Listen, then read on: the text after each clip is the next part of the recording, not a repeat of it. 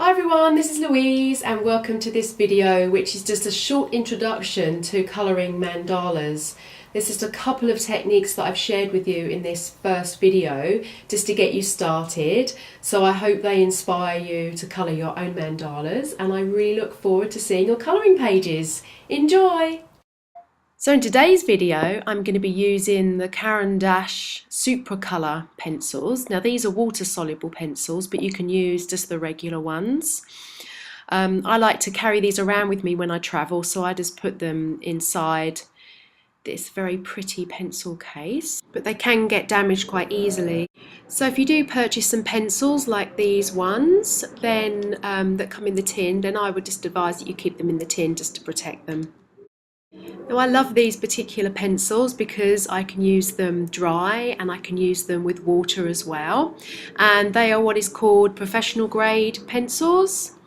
So what that means is that there's more pigment actually in the pencils themselves, so they're much brighter and vibrant when you use them. There are lots of choices of pencils, both regular and water soluble. There are student grade and professional grade. So I've, to accompany this video, I've just put some links in so you can have a look at the wide variety that you can choose from. Now before I get started with colouring my mandalas, I always make sure that my pencils are lovely and sharpened. So I just use this regular kind of metal sharpener, and obviously the shavings will go everywhere, so I just use this little dish. And you just turn your pencil clockwise and just keep the motion going, and then you just want to make sure that they're all lovely and sharp so you can get into all the corners. So I just wanted to show you a couple of colouring techniques that I use with these particular water-soluble pencils. So I've just drawn out a very basic flower petal kind of mandala shape here just to demonstrate. So I have a water jar and a paintbrush handy, as well as the colours that I'm going to be using in this demo.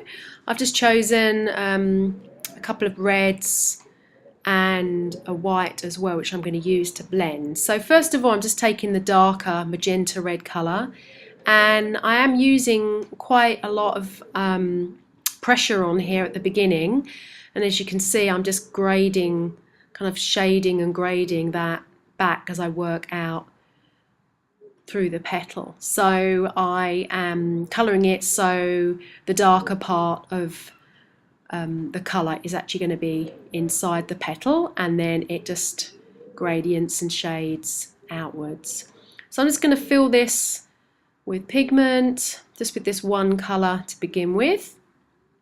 Just make sure I get around all the edges, and then just to blend, I'm going to take the white pencil that comes as part of the colouring pencil set and just simply just blend over the top of that red colour. And as you can see, it's starting to smoothen out those lines that were showing up at the very beginning, just using the pencil on its own. And I'm just going to keep applying this white over the top until it's all blended throughout the petal.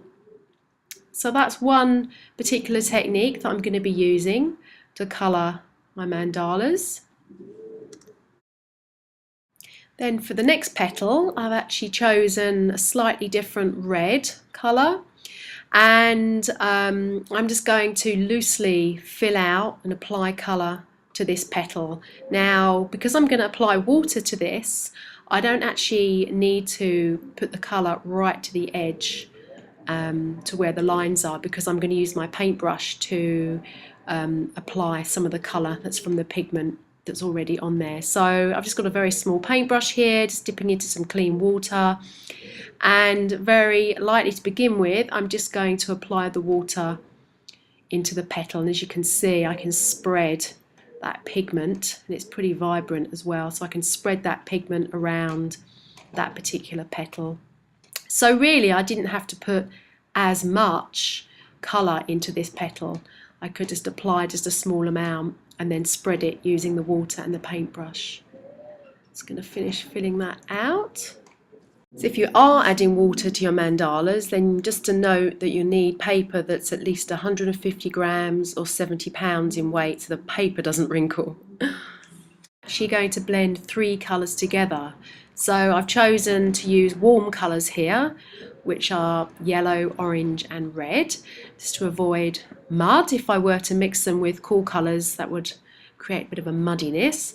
So as you can see here, I've started off with the yellow, which I've just applied into that part of the petal, and then the orange, and then I'm just going to finish off with this red magenta colour. Again, because I'm going to apply water, I'm not going to fill out every single little white space here, because I'm going to use the paintbrush, the water on the paintbrush, to merge them all together. So here I'm just going to use the water just to blend these colours together and to create a lovely gradient with these 3 colours within the petal. It's a little bit messy, as you can see I've gone over the lines, but that's okay. And I just love this colour, these colour combinations. Just reminds me of a sunrise or a sunset. So that's one of the other techniques that I'm going to be using. Now I'm probably going to be using this technique with the white blender as well as with water as well. So it's entirely up to you how you want to use all these different techniques with the mandalas I'm going to be sharing. So I hope that's inspired you to get started with colouring your own mandalas. So I would love to see your coloured pages, so please do share them with me using the links below this video. And if you haven't already done so, hop on over to my website louisegale.com/colouring to find more resources on colouring and more downloads for you to print off and to colour. Okay, thanks everyone, I'll see you in the next video, bye!